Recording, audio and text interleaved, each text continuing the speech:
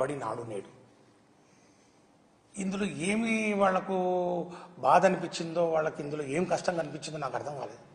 ఎందుకంటే వాళ్ళ ఆలోచన విధానం వాళ్ళు ప్రభుత్వ పాఠశాలని వాళ్ళు ఎప్పుడూ బలోపేతం చేసే కార్యక్రమం చేయలేదు. ఎందుకంటే గతంలో కూడా వాళ్ళు అధికారంలో ఉన్నప్పుడు 14 నుంచి 2019 కార్యక్రమంలో ఆ టైంలో సుమారు 1787 ప్రభుత్వ పాఠశాలను మరి మూసివేసినటువంటి ఘన చరిత్ర ఉంది వాళ్ళకు. అట్లా కాకుండా కుప్పంతో సహా మంగళగిరితో సహా పిఠాపురంలో సహా అన్ని నియోజకవర్గాల్లో ప్రభుత్వ పాఠశాలను సుమారు 44,000 పైచిలకు ప్రభుత్వ పాఠశాలను పూర్తిగా ఆధునీకరించినటువంటి మరి ఘనత వైసీపీ ప్రభుత్వం ఉందనే విషయం ఒకసారి గమనించాలి.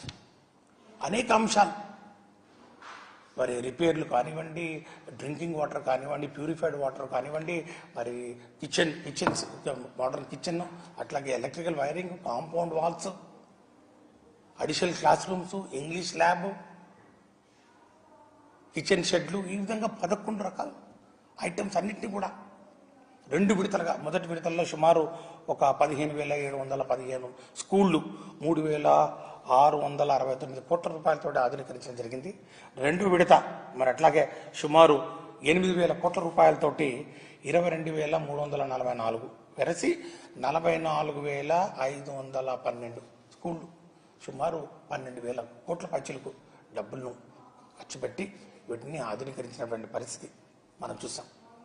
మరి ఈరోజు ఆ స్కూల్లో ఆ యొక్క కార్యక్రమాలు ఏవైతే ఉన్నాయో ఆ కార్యక్రమాల్లో మరి ముందుకు తీసే క్రమంలో మరి వాళ్ళకి ఎందుకు మనసు పట్టలేదు, ఏదో విధంగా దీన్ని ఆపాలి, దానికి ఏమి ఎన్నుకున్నారు, ఇందులో అవినీతి జరిగింది. అయ్యా ఇక్కడ ఎవరు కాంట్రాక్టర్లు ఎవరు లేరు, మీరు దయచేసి గమనించండి. ఒక నూతన ఒరవడికి శ్రీకారం చుట్టారు జగన్మోహన్ రెడ్డి గారు. Society participation, people's participation, stakeholders participation, ఎవరైతే ఈ విద్యా వ్యవస్థలో భాగస్వామ్యులు ఉన్నారో వారందరూ కూడా పాల్గొనాలనే ఆలోచనతో స్కూల్ మేనేజ్మెంట్ కమిటీలు, అందులో ఎవరండి, పిల్లల తల్లిదండ్రులు, టీచర్లు, హెడ్ మాస్టర్లు, వాళ్ళతోటి పనులు చేపిస్తే అక్కడ అవినీతి అంటే జరిగింది.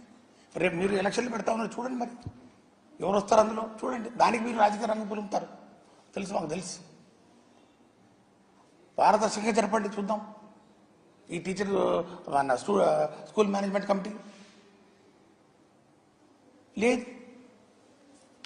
ఈరోజు వాటిని కూడా ఏదో విధంగా మీరు మరి ఆపాలని చూస్తే మాత్రం పేద ప్రజలు, ముఖ్యంగా మధ్యతరగతి ప్రజలు ఎవరు కూడా మిమ్మల్ని క్షమించరు.